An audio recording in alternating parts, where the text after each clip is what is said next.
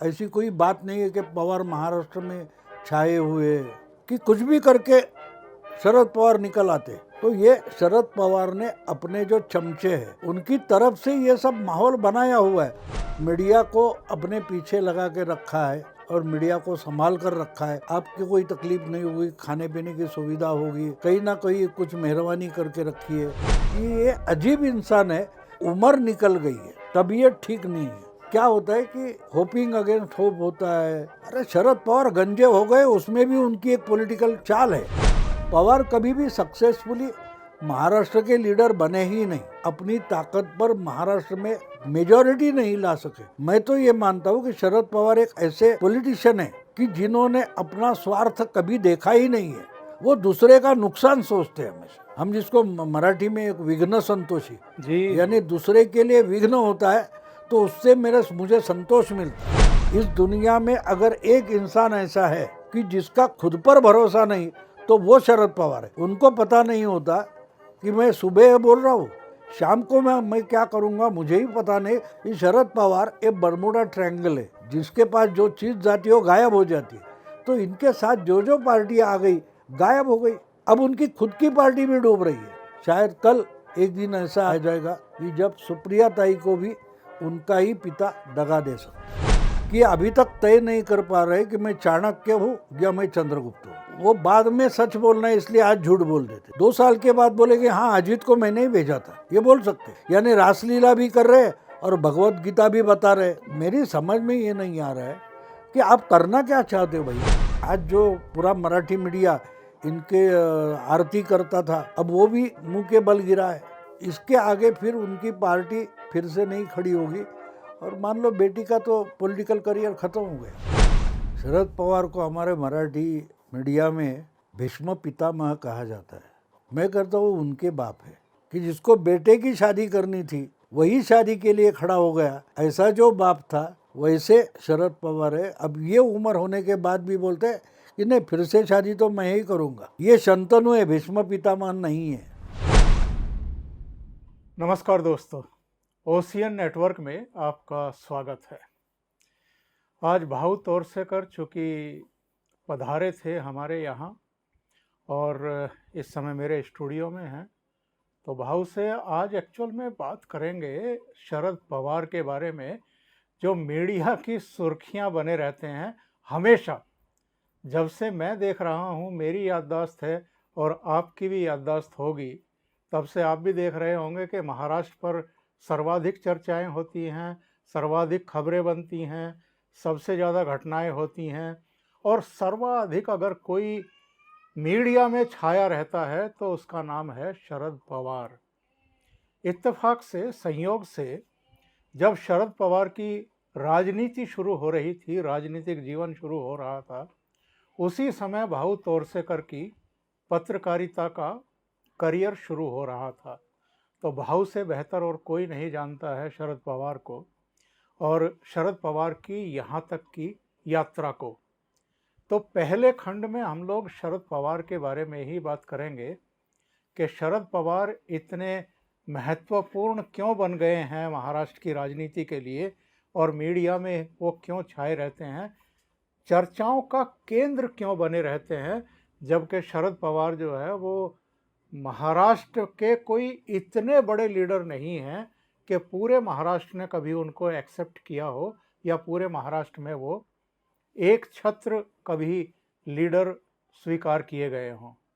भाऊ, सबसे पहले तो ये बताइए कि जब आप ओवरऑल देखते हैं शरद पवार का राजनीतिक जीवन और उनकी यात्रा, तो आपका आकलन इनके बारे में, आपका जो कहना चाहिए कि मत क्या बनता है इनके बारे में, कि जैसा मैंने कहा कि पूरे महाराष्ट्र के लीडर नहीं हैं पर फिर भी छाए रहते हैं, ये जादूगरी कैसे? नहीं, हम जब कहते हैं कि पवार छाए रहते, पवार छाए, तो कहाँ छाए रहते? देखिए, एक बात होती है कि अब मैं तो गाजियाबाद में आपके घर आया हूँ और मैं कुछ दिन के लिए, फिर मेरी फैमिली है तो दिल्ली में हूँ। तो हमारे यहाँ सफदरजंग एनक्लेव में जब बादल रहते हैं उस वक्त गाजियाबाद में तो होते नहीं है जी जी। लेकिन हम बोलते हैं कि बादल छाए, तो आप दिल्ली से बोल रहे हैं, नोएडा से बोल रहे हैं या गाजियाबाद से बोल रहे हैं, किसको पता है? तो सामने वाला मानता है कि बादल छाए हुए, तो क्या मुंबई में बादल छाए? बिल्कुल नहीं है। जी जी जी। कहने का मतलब ये है कि पवार छाए रहते उनके लिए जो मीडिया हमेशा फॉलो करते हैं। तो मीडिया फॉलो करते हैं उनके लिए पवार छाए रहे, लेकिन बिल्कुल बाकी ऐसी कोई बात नहीं है कि पवार महाराष्ट्र में छाए हुए, ऐसा बिल्कुल ही। उन्होंने मीडिया को अपने पीछे लगा के रखा है और मीडिया को संभाल कर रखा है। और आज नहीं, अभी मीडिया की तीसरी पीढ़ी होगी, हमारे बाद की तीसरी पीढ़ी होगी, वो उन्होंने उनको संभाल के रखा है कि भाई आते जाते आपकी कोई तकलीफ नहीं होगी, खाने पीने की सुविधा होगी, आपके नौकरी हो ना हो हम आपको संभालेंगे, कहीं ना कहीं कुछ मेहरबानी करके रखिए। तो एक ऐसा सोचने का तरीका बन गया, क्या शरद पवार है तो कुछ भी कर सकते, तो इस ढंग से वो छाए रहते। मैं एक बात और बता दूं, जी जी। बहुत 20-25 साल पुरानी बात है, मैंने एक आर्टिकल तमिलनाडु पर पढ़ा था। तो तमिलनाडु में पहले यानी 60 के दशक में दो बड़े हीरो हुआ करते थे। आज जैसे रजनीकांत बोलते, तब रजनीकांत बेचारा फिल्म में नहीं था। जी जी। तो एमजी रामचंद्रन और शिवाजी गणेशन ऐसे लोग रहते थे।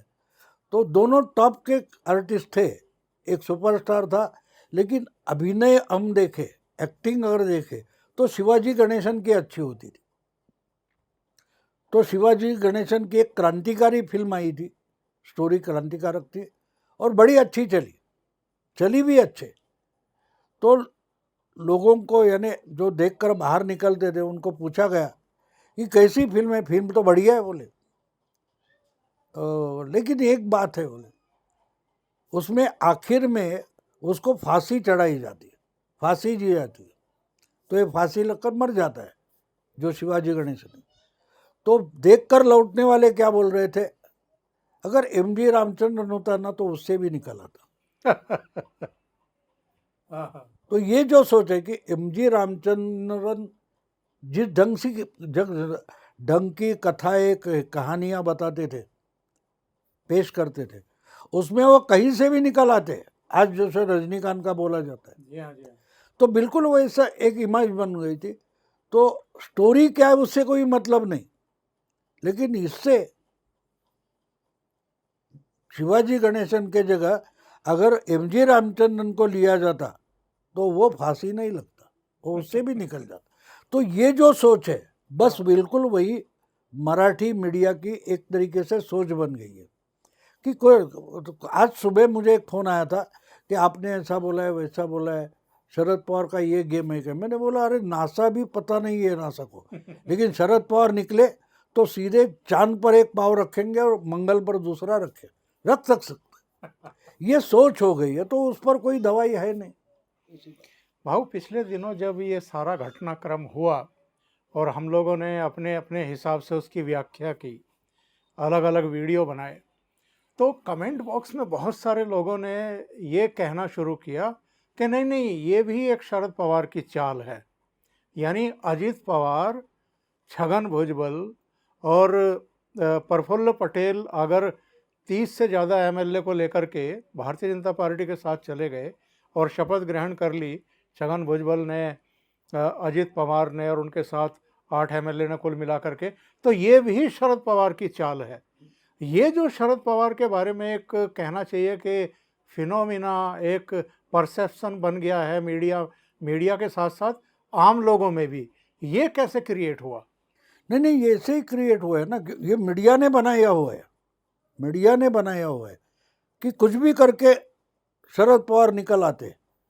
तो ये शरद पवार ने अपने जो चमचे हैं उनकी तरफ से ये सब माहौल बनाया हुआ है। तो और दूसरी बात है कि एक बार अभी अजीत दादा क्या शपथ विधि वगैरह हो गया, 1-2 घंटे बाद शरद पवार की प्रेस कॉन्फ्रेंस हो गई। तो उन्होंने ऐसा गुस्सा भी, जैसे हमने देखा कि उद्धव ठाकरे गुस्से में आ गए और कोई गुस्से में आ गए, तो शरद पवार गुस्से में नहीं है, वो आराम से जवाब दे रहे थे, कोई बात नहीं, मैं फिर से आऊँगा, ये मेरे लिए नया एक्सपीरियंस नहीं है, 80 के दशक 84 में हमारे 54 एमएलए थे, उसमें से 6 बचे, बाकी तो इंदिरा जी के साथ निकल गए। हमने फिर पार्टी खड़ी की। ये जिस ढंग से गड़बड़ कर देते कि लगता है हाँ फिर तो ये तो अगर ये सच है तो राहुल गांधी भी बिल्कुल सही है, राहुल गांधी भी कुछ कर सकते हैं ना। बिल्कुल जैसे कुछ कांग्रेस के लोग बोलते हैं, हमने पिछले 10 साल से सुना है कि इंदिरा जी भी 77 में हार गई थी, 80 में वापस बाउंस बैक हो गई। तो लेकिन वो इंदिरा गांधी थी, राहुल गांधी नहीं थी। बिल्कुल ये हमें समझना जरूरी होता है कि जो कुछ इंदिरा जी ने खड़ा किया वो अपने बलबूते पर खड़ा किया। शरद पवार अगर आज तक कभी भी अपनी ताकत पर महाराष्ट्र में मेजॉरिटी नहीं ला सके तो ये कहते तो मीडिया में छाए रहते। तो इसलिए लोगों को लगता है कि हाँ अब आप लोग जिस ढंग से आर्ग्यूमेंट करते हैं लोग, तो मैं उनको बोलता हूँ कि हाँ अरे शरद पवार गंजे हो गए, उसमें भी उनकी एक पॉलिटिकल चाल है क्योंकि वो गंजे हो गए। देखो अजीत के बाल अभी तक है, मेरे नहीं है, मैं तो सर्वाइव हुआ, गंजा हुआ फिर भी टिका हूँ। तो ये क्या होता है कि होपिंग अगेंस्ट होप होता है। और कुछ लोग तो अजीब हाँ हो निकल हो सकता है। और ये हमने भी जिंदगी में कहीं ना कहीं ये सोचा है, कभी कभी हमको लगता है कि अब सब खत्म हो गया, फिर भी लगता है कोई चमत्कार होगा। ये जो सोच होते है ये उसका कारण है कि लोगों को लगता है, और खुद शरद पवार को भी लगता है कि इससे भी निकल आऊँगा। तो उम्र निकल गई है, तबीयत ठीक नहीं है, तो ये भी सोचना पड़ता है उससे भी आगे कि ये मोदी युग है, मोदी एरा है। आज 2000 तक जो राजनीति चल रही थी वो पिछले 20 साल में बदल गई है, वे भी सोचना पड़ता है। बिल्कुल सही कह रहे हैं। आज अगर कोई MTNL वाला, BSNL वाला आपको आकर एक लाइन काटूंगा ऐसा बोलेगा तो आप उसकी फिक्र करोगे? नहीं डरोगे, उसका काट ले। क्योंकि आज आप MTNL या BSNL पर निर्भर नहीं है। बिल्कुल सही। ये भी समझ, अगर वो उसी ढंग से सोचता है तो उसकी भी वो गलती जो शरद पवार कर रहे हैं। भाऊ 67 में पहली बार एमएलए बन गए और फिर 78 में मुख्यमंत्री बन गए, केवल 11 साल की उम्र में। उस समय का थोड़ा सा घटनाक्रम हमारे दर्शकों को बताइए, क्या हुआ था जब इन्होंने वसंत दादा पाटिल से बगावत की थी, पार्टी तोड़ करके अलग। और मुझे तो, अगर मैं गलत नहीं हूँ तो शायद जनसंघ से भी इन्होंने समर्थन लिया था वो सरकार बनाने के लिए, कुछ और ताकतें थी उनसे भी समर्थन लिया था, हालांकि सरकार ज़्यादा नहीं चल पाई। लेकिन क्या पूरा घटनाक्रम था वो? नहीं, वो घटनाक्रम ऐसा था कि 77 में जनता पार्टी जीत गई थी, देश की सत्ता जनता पार्टी के पास थी। महाराष्ट्र में 288 जो सीटें थी उसमें से 99 सीटें जनता पार्टी ने जीत ली थी। तो जनता पार्टी का मतलब जनसंघ भी था। जी जी। जनसंघ था, ऑर्गेनाइजेशन कांग्रेस थी, CFD थी, समाजवादी पार्टी उसमें थी, सोशलिस्ट उस समय की सोशलिस्ट पार्टी। जी जी जी। तो वो जनसंघ भी था, मतलब जनता पार्टी में था। और जनता पार्टी के जो 99 MLAs थे उसमें ज़्यादातर जनसंघ के ही थे। ओके। जनसंघ के ही थे। और जब सरकार वसंत दादा की बनी थी तो उस वक्त भी कांग्रेस स्प्लिट हुई थी। यशवंत राव की कांग्रेस, ब्रह्मानंद, हम उसको महाराष्ट्र में उसको चड्डी कांग्रेस बोला जाता था। चड्डी का मतलब चौहान और रेड्डी कांग्रेस। अच्छा। और दूसरे को धोती कांग्रेस बोलते थे। यानी महाराष्ट्र में इंदिरा कांग्रेस जो थी उसका नेतृत्व तिरपुड़े, नासिकराव तिरपुड़े करते थे। और धोटे नाम के एक लीडर थे, वो भी उनके साथ थे, इसलिए उनको धोती कांग्रेस बोला जाता जी था। जी जी। तो वो दोनों की मिलकर एक सरकार बनी थी, क्योंकि जनता पार्टी खुद की ताकत पर मेजॉरिटी नहीं ला पाई थी। तो मेरा ख्याल है 6-7 महीने के बाद उसमें से टूट होने लगी। तो ये जो अभी जयंत पाटिल है, उनके पिताजी थे उस वक्त राजाराम बापू पाटिल, ओके। वो जनता पार्टी में आए थे, बेसिकली कांग्रेस के थे। तो उनके नेतृत्व में कांग्रेस के कुछ एमएलए टूट कर आएंगे और सरकार बनेगी, ये तय हो रहा था। तो शरद पवार बीच में घुस गए। उन्होंने एसएम जोशी जो बड़े सोशलिस्ट लीडर हुआ करते थे, जनता पार्टी के नेता थे टॉप के, उनको पटाया और खुद 22 एमएलए लेकर, वो 40 बोला जाता है वो गलत है, वो सिर्फ 22 एमएलए और 4 मिनिस्टर लेकर आए थे, जिसमें एक सुशील कुमार शिंदे थे, दत्ता मेघे थे और तीसरे सुंदरराव सोलंकी थे। ओके। तो उनको लेकर आए थे और चीफ मिनिस्टर बन गए। तो ऐसी बात हुई थी। तो वसंत दादा को जो फंसा कर ये आए थे, उनके एमएलए तोड़कर बनाया गया उसे सरकार, तो इसलिए उनको खंजर मारा, पीठ में खंजर भोंका, ये बोला जाता है। और भाऊ, मैं आंकड़े देख रहा था कि 1980 में कांग्रेस इनके बिना लड़ी, 1985 में भी कांग्रेस इनके बिना लड़ी। 1980 में कांग्रेस की 186 सीटें आई, 1985 में भी 160 से ज़्यादा सीटें आई, मतलब माइनस पवार। और जब राजीव गांधी इनको वापस कांग्रेस में ले आए, उसके बाद जब अगला इलेक्शन हुआ 1990 में, इनकी चीफ मिनिस्टरशिप में हुआ, तो कांग्रेस लटक गई, उसको पूर्ण बहुमत भी नहीं मिला। तो इसका मतलब क्या माना जाए? नहीं, उतनी बात नहीं है। देखो, महाराष्ट्र में पहली बार अगर कांग्रेस किसी से गठबंधन बनाकर लड़ी है तो 90 में लड़ी है, जब शरद पवार चीफ मिनिस्टर, और फिर भी उनको मेजॉरिटी नहीं मिली। कुछ 140 सीटें वगैरह मिली थी, मेजॉरिटी के लिए 6-7 सीटें कम थी, तो इंडिपेंडेंट वगैरह साथ लेकर उन्होंने गवर्नमेंट बनाई थी। लेकिन पवार अपने आप में कभी भी मेजॉरिटी नहीं ला सके। लेकिन इन्होंने, मैंने बोला ना, लोक सत्ता या महाराष्ट्र टाइम्स ऐसे जो बड़े पेपर थे या और कोई मीडिया है, उसको हाथ में रखकर इन्होंने अपनी बोगस इमेज खड़ी कर दी कि पवार है, बस, बाकी कुछ किसी की ज़रूरत नहीं है। तो पवार कभी भी सक्सेसफुली महाराष्ट्र के लीडर बने ही नहीं। 67 में वो एमएलए बने, 72 में मिनिस्टर बने, 78 में चीफ मिनिस्टर बने। तो मैंने आज ही अभी एक मराठी में वीडियो डाल दिया है कि शरद पवार पर कोई भरोसा नहीं कर सकता। खुद शरद पवार अपने पर भरोसा नहीं करते। उनको पता नहीं होता कि मैं सुबह बोल रहा हूँ, शाम को मैं क्या करूँगा मुझे ही पता नहीं। उसका नाम शरद पवार है। इस दुनिया में अगर एक इंसान ऐसा है कि जिसका खुद पर भरोसा नहीं, तो वो शरद पवार है। अब बाकी के लोग उस पर क्या भरोसा करें, और जो करेंगे वो तो डूब जाएंगे। मैंने बहुत 2 साल 3 साल पहले बार बार मैंने मेरे वीडियो में बताया कि शरद पवार एक बर्मुडा ट्रायंगल है, जिसके पास जो चीज़ जाती है वो गायब हो जाती है। तो इनके साथ जो जो पार्टी आ गई गायब हो गई। अब उनकी खुद की पार्टी भी डूब रही है। तो शरद पवार एक अजीब पहेली मान सकते हैं।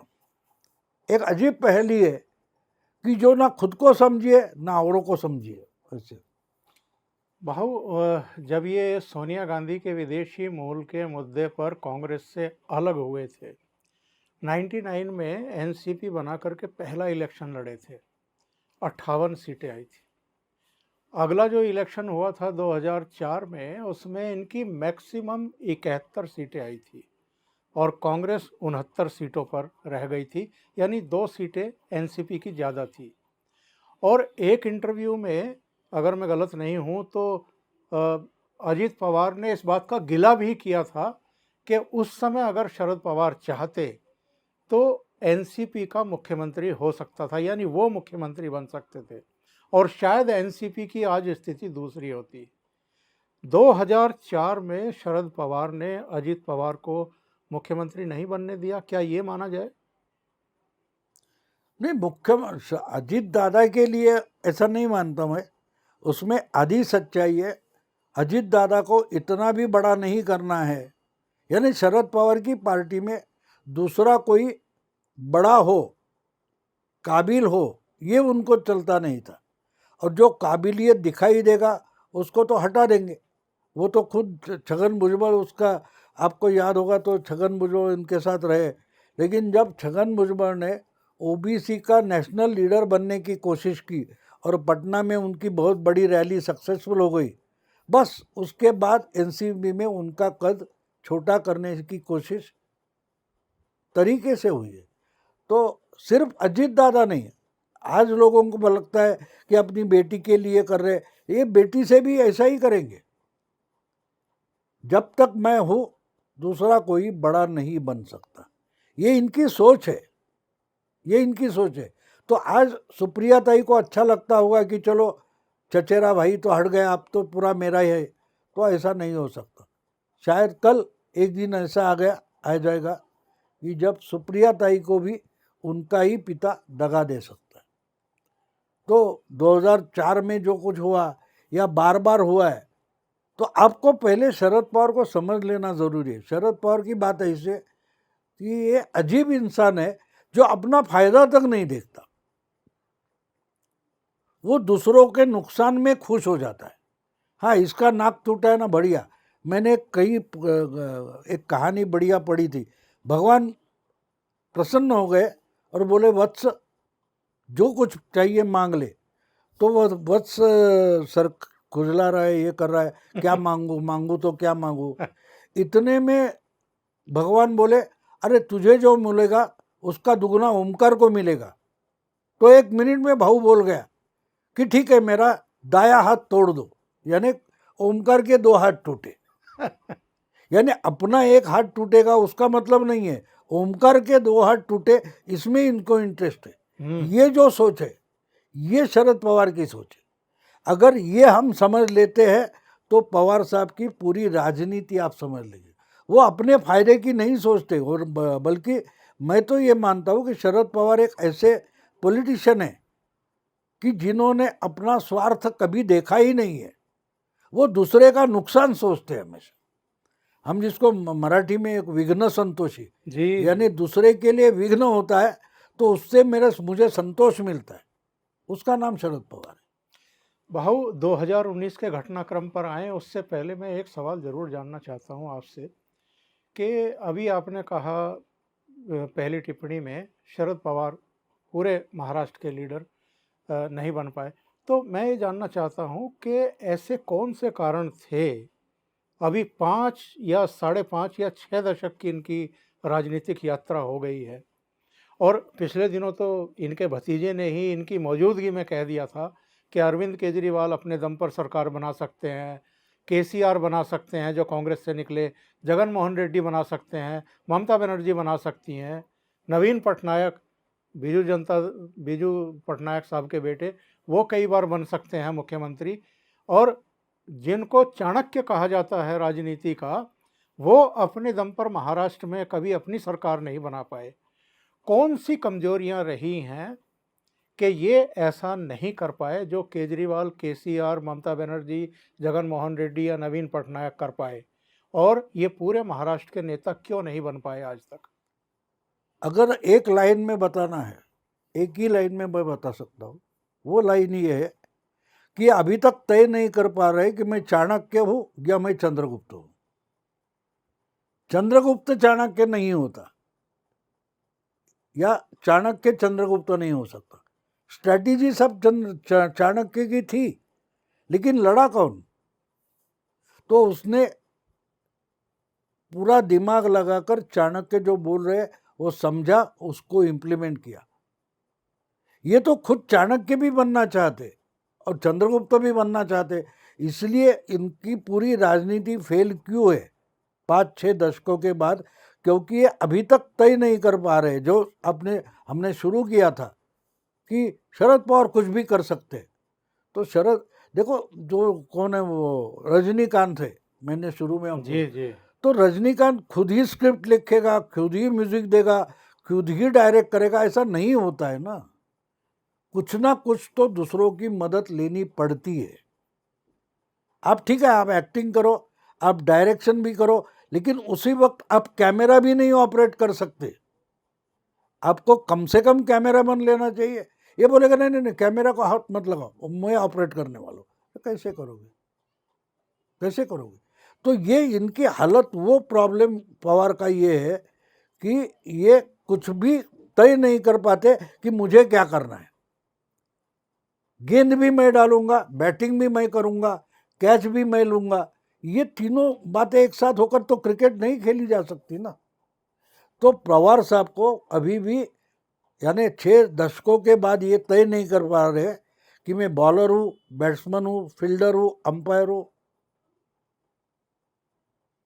जब ये इस पचड़े से निकल सकते हैं, झमेले से, तब शायद कुछ कर सकते, लेकिन उम्र आगे चल गई। अब 2019 के घटनाक्रम की अगर बात करें तो आपको तो बिल्कुल अच्छे से याद होगा, आपकी स्मृति इतनी शार्प है।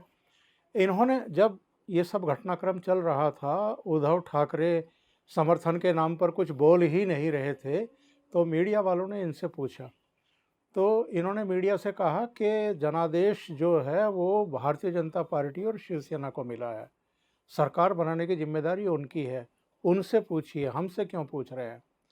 तब लगा कि बड़े वीतरागी किस्म के आदमी हैं, सत्ता का इनको कोई लोभ ही नहीं है, खुद ही कह रहे हैं कि हमें तो विपक्ष में बैठने का जनादेश मिला है। लेकिन उसके बाद फिर कुछ और नाटक कर दिया इन्होंने।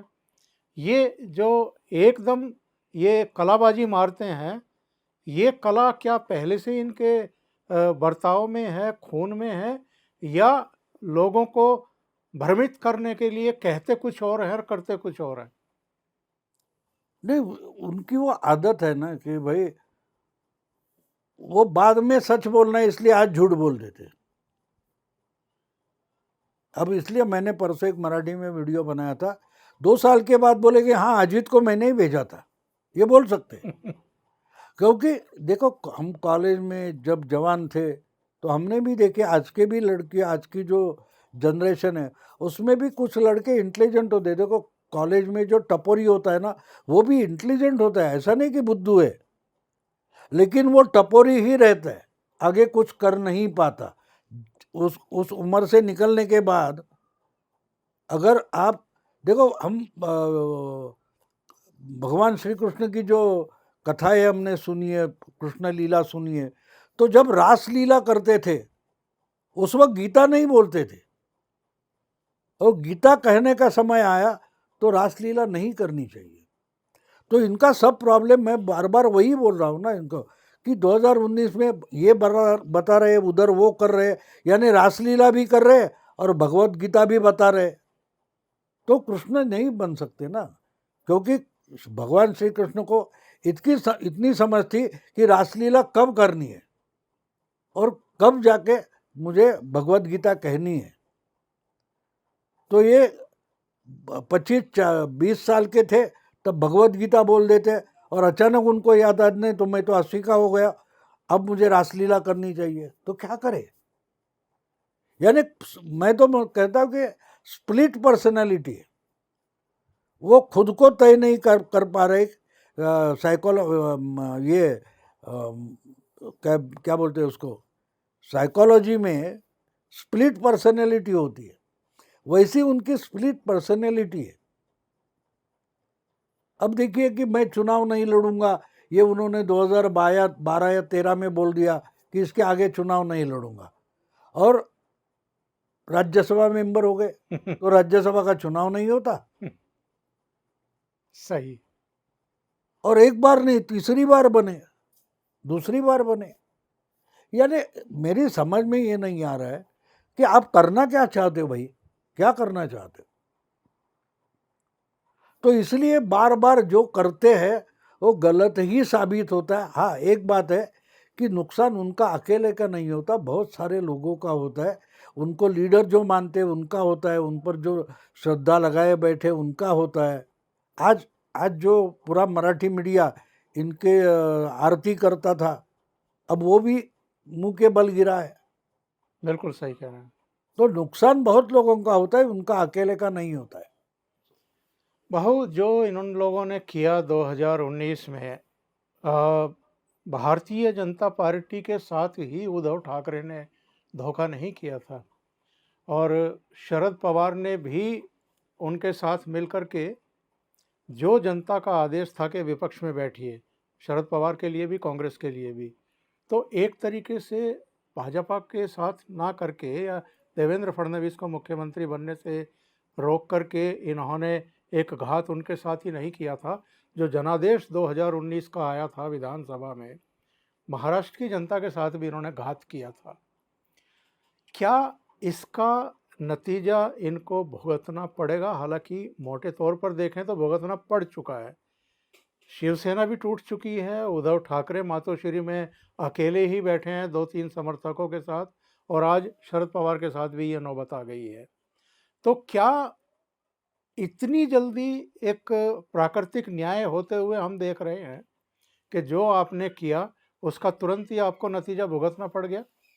हाँ बिल्कुल, वो तो होना ही था, होना ही था। देखिए, अब जिस ढंग से इनके नज़दीक प्रफुल्ल पटेल है, छगन भुजबल है, या वो वलसे पाटिल है, खुद भतीजा अजीत दादा है, वो जिस ढंग से भड़ास निकाल रहे,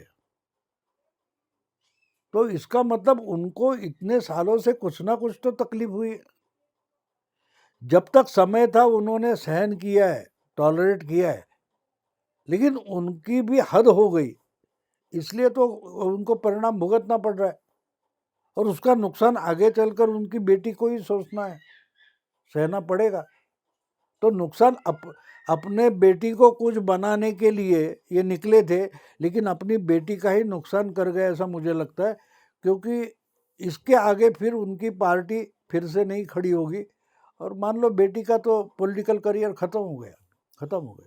भाऊ, शरद पवार इस समय 82-83 साल के हैं। हालांकि वो भले ही अपने आप को सक्रिय दिखाने की कोशिश कर रहे हों, कभी नासिक जा रहे हैं, कभी पुणे जा रहे हैं, प्रेस कॉन्फ्रेंस कर रहे हैं, लोगों को संबोधित कर रहे हैं, उनको बूस्टअप करने की कोशिश कर रहे हैं, लेकिन एक एज है। और पिछले दिनों एक प्राइम मिनिस्टर का प्रोग्राम था दिल्ली में, जिसमें मैं भी गया था, और अलग अलग पॉलिटिकल पार्टियों के लीडर भी थे, और वो शायद अरुण जेटली को श्रद्धांजलि देने के लिए था उस समय। तो वहाँ पर शरद पवार ठीक से अपने पैरों पर खड़े नहीं हो पा रहे थे, सहारा लेकर के चल रहे थे। मतलब जो इस एज को प्राप्त हो चुके हों, वो अगर इस तरह की बात कहें कि मैं फिर से पार्टी को खड़ा करूँगा, फिर से कार्यकर्ताओं को जो है बूस्ट करूँगा, ये अपने आप में एक मजाक नहीं लगता है क्या? शरद पवार को हमारे मराठी मीडिया में भीष्म पितामह कहा जाता है। मैं कहता हूँ उनके बाप है। जिस कारण से भीष्म को खुद की शादी छोड़नी पड़ी, क्योंकि बुढ़े को शादी करनी थी बाप को, वो बोला तू ब्रह्मचारी रह जा। वो जो था कि जिसको बेटे की शादी करनी थी वही शादी के लिए खड़ा हो गया, ऐसा जो बाप था वैसे शरद पवार है। अब ये उम्र होने के बाद भी बोलते हैं कि नहीं, फिर से शादी तो मैं ही करूँगा। ये जो शंतनु था, जी जी ये शंतनु है, भीष्म पितामह नहीं है। जी जी ये हर एक को बोल रहे हैं। जो अब भुजबल से लेकर अजीत दादा तक गुस्से में क्यों है? ये बोले ये तो हम भीष्म मानते थे, ये तो खुद शंतनु निकला। तो यानी आज छूट नहीं रही है। मुझे कुछ न कुछ करना चाहिए। मेरी नाती ने, आपकी पोती है, वो बच्चे जिस ढंग से ध्यानाकर्षण करना चाहते हैं, सेंटर ऑफ अट्रैक्शन बनना चाहते हैं, उस ढंग से 82 उम्र का अगर कोई इंसान कर रहा है तो वो खुद की मजाक कर रहा है, ऐसे मैं मानता हूँ। इससे कुछ भी निकलने वाला नहीं है उनका। आहिस्ते आहिस्ते ये एक मजाक का केंद्र बन जाएगा, लोग हंसेंगे उन पर। लेकिन उनको उसका वो तो बोलते हैं कि अब परसों भी कोई उनके प्रेस कॉन्फ्रेंस में किसी ने पूछा कि आप में से आश्वासक चेहरा कौन है, वो बोले शरद पवार। अब 82 की उम्र में आप ऐसा बोलोगे तो मजाक के ही केंद्र बनेंगे और कुछ नहीं। हाँ, आपके चमचे सामने बैठे हो तो तालियां बजाएंगे, लेकिन निकलेगा कुछ नहीं। भाव 2024 बिल्कुल सामने है, लोकसभा का चुनाव भी, और उसके 5-6 महीने बाद हम जानते हैं कि हरियाणा और महाराष्ट्र के भी चुनाव होते हैं। तो ऐसे में अब महाराष्ट्र का सिनेरियो आप क्या देख रहे हैं? मतलब पहले तो कांग्रेस पार्टी हुआ करती थी, ऑलमोस्ट ख़त्म है लोकसभा चुनाव की दृष्टि से। केवल एक सीट चंद्रपुर की आई थी 2019 में, और वो भी इसलिए आ गई थी कि शिवसेना का एक बागी वहाँ कांग्रेस के टिकट पर खड़ा हो गया था, हालांकि उनकी अनफॉर्चुनेटली डेथ हो गई है। पर केवल एक सीट, यानी कांग्रेस बहुत ज़्यादा अब प्रासंगिक नहीं रह गई है हरियाणा, आपके महाराष्ट्र में भी उत्तर प्रदेश की तरह। तो कांग्रेस, भारतीय जनता पार्टी, एनसीपी, शिवसेना, लेकिन एनसीपी के दो भाग हो गए, टूट गई, शिवसेना के दो भाग हो गए, टूट गई, और कांग्रेस जैसी स्थिति में है। तो भारतीय जनता पार्टी के पॉइंट ऑफ व्यू से आप क्या देख रहे हैं लोकसभा चुनाव और फिर विधानसभा चुनाव? नहीं, लोकसभा में तो बीजेपी अच्छे खासे सीटें लाएगी महाराष्ट्र से। विधानसभा में मुझे नहीं लगता कि जिस ढंग से अजीत दादा गुट हो या शिंदे की शिवसेना हो, उनके एमएलए जिस तरीके से बर्ताव कर रहे हैं, वो उन दोनों गुटों के लिए हानिकारक होगा, क्योंकि इसी ढंग से ये अपनी ही चलाते रहे तो विधानसभा में बीजेपी का फायदा होगा, लेकिन शिंदे गुट और आपका अजीत दादा गुट ये बुरी तरह से चुनाव हार सकते। जिस ढंग से मिनिस्ट्री के लिए या किसी मंत्रालय के लिए 2 दिन से लड़ रहे हैं, वो मुझे लगता है उन दोनों पार्टी के लिए बुरी खबर है। बीजेपी के लिए नहीं। देखो, ये अजीत गुट और शिंदे गुट, उनको मिलाकर भी बीजेपी के एमएलए ज़्यादा है, फिर भी उनको एक सेम पार्टनर करके 9 मिनिस्ट्रियाँ मिली है और इनको भी मिली है, तो इससे भी आगे और चाहिए। इसका मतलब लोगों के सामने आप दिखाई दे रहे, दिख रहा है लोगों को कि ये बहुत मतलबी है।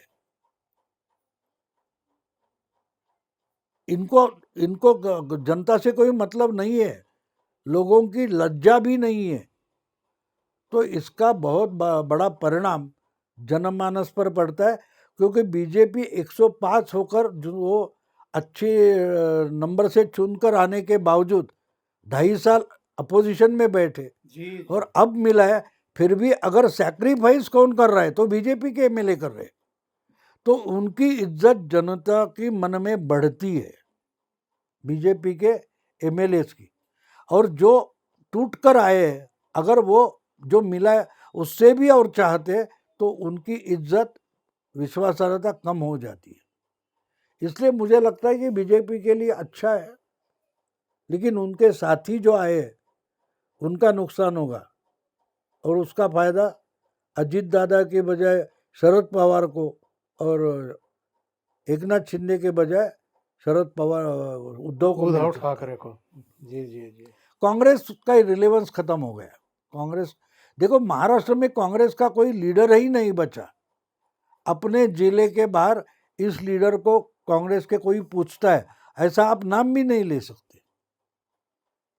बाकी की पार्टियों में एकनाथ शिंदे हो, अजीत दादा हो, या उद्धव ठाकरे हो, या और कोई बीजेपी के 10 लीडर हो, उनको अपने जिले के बाहर भी लोग लीडर मानते हैं। लेकिन कांग्रेस में आज एक भी लीडर ऐसा नहीं कि जो कम से कम 3-4 जिलों में उसको कोई नेता मानता हो। तो कांग्रेस तो इररिलेवेंट हो गई है।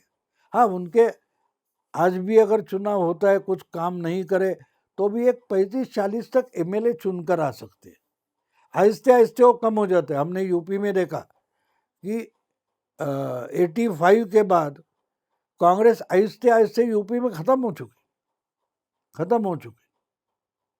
तो वही महाराष्ट्र में होने जा रहा है। वाह, आखिर में मैं ज़रूर जानना चाहूँगा, क्योंकि बहुत सारे लोगों का ये कहना है कि भाई जो एनसीपी को तोड़ा है भारतीय जनता पार्टी ने, और जिस तरीके से अजीत पवार को डिप्टी चीफ मिनिस्टर बनाया है और कुछ ऐसे लोगों को भी मिनिस्टर बना दिया है जिन पर आरोप थे, इसका नुकसान भारतीय जनता पार्टी को हो सकता है महाराष्ट्र में। आप इससे सहमत हैं? देखो, अगर सिर्फ मीडिया में काम करने वाले हैं, विश्लेषण एनालिसिस करने वाले हैं, उनको ही अगर चुनाव आयोग काउंट करता तो मैं मानता हूँ बीजेपी का बड़ा नुकसान होता। लेकिन कम नसीबी इनकी ऐसी है कि चुनाव आयोग ये क्या कहते हैं या ये कहाँ वोट देते हैं उसकी गिनती नहीं करता। गिनती ऑर्डिनरी पीपल जो होते हैं, सामान्य लोग जो होते हैं, वो साधारण लोग जहाँ वोट देते हैं उसकी गिनती होती है। तो ये जो चर्चा चलती है वो अपने स्तर की होती है। नीचे वाली जनता को, अब आप जाके महाराष्ट्र के किसी गांव में पूछो ये अजीत दादा क्या हो गए, लोगों को पता नहीं है।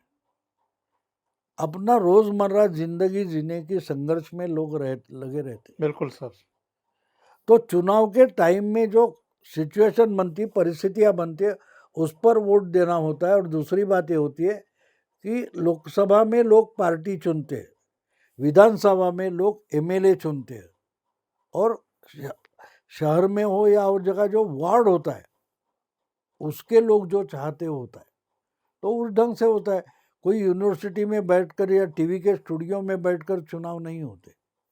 तो इसलिए मुझे नहीं लगता इसका परिणाम बीजेपी के चुनाव के रिजल्ट पर होगा, ऐसा मुझे नहीं लगता। और 2024 के बाद उद्धव ठाकरे और शरद पवार को कहाँ देखते हैं आप? अगर आज मैं 2 दिन से डिस्टर्ब हूँ, जिस ढंग से शिंदे गुट या अजित दादा गुट के लोगों ने, एमएलएज ने मिनिस्ट्री के लिए नाटक किया है, वो मुझे पसंद नहीं आया। मैं मानता हूँ कि उसका दुष्परिणाम होगा तो बीजेपी छोड़कर सबको उसकी कीमत चुकानी पड़ेगी, सबको। और यही चलता रहा तो अगला चुनाव बीजेपी नहीं, सब पार्टियां अलग अलग लड़ेगी, और उसका अल्टीमेट फायदा तो बीजेपी को होगा।